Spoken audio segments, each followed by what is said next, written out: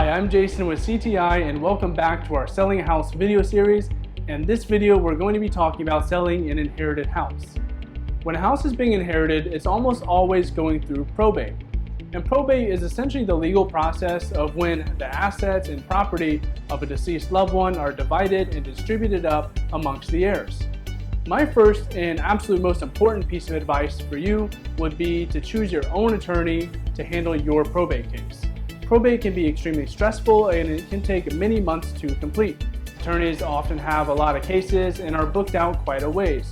However, choosing your own attorney can make the process go much quicker, as your own attorney is usually going to be faster and far more responsive since you're the one who has hired them.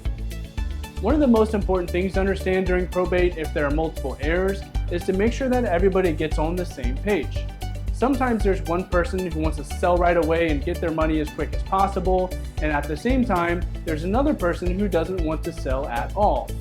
When one heir gets elected as a personal representative and is given authority over deciding when and for how much to sell for, this can really be a huge help. Another thing to understand when inheriting a house is going to be the associated costs. The holding costs are something that a lot of people don't fully anticipate. While a house is being inherited or going through probate, someone has to take care of the utilities, the maintenance, as well as the property taxes. If your property has a mortgage or is located in a neighborhood with an HOA, you'll need to make sure to keep up with these monthly payments.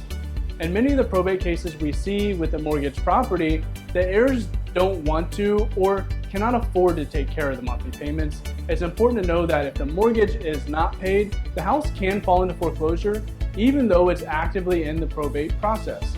Additional interest and fees will now begin to accrue, and ultimately it'll be your responsibility. Also, another cost to note, if you had a loved one who had other debts, like let's say other loans or credit cards, these debtors will need to be paid prior to you being able to profit from the sale of the property. Attorney fees are something else to plan for, so make sure when choosing your attorney to talk about the fees and how much the entire process is going to cost before starting. Knowing about this in advance will keep you from being surprised at the very end. One final type of cost is going to be the closing costs.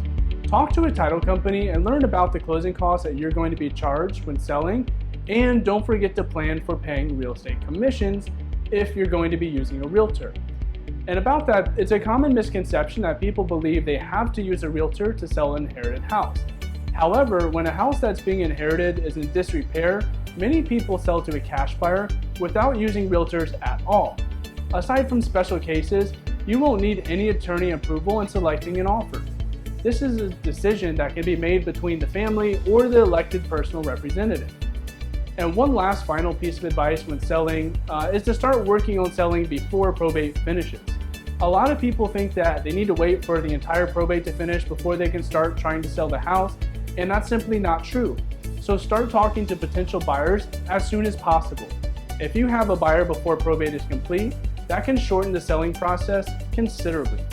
Hopefully this video has given you a little bit of useful advice when dealing with an inherited house, and when it's time to sell your house, we'd love if you give us a call or go on the website and fill out the form at ctiproperties.com. We'd love to work with you.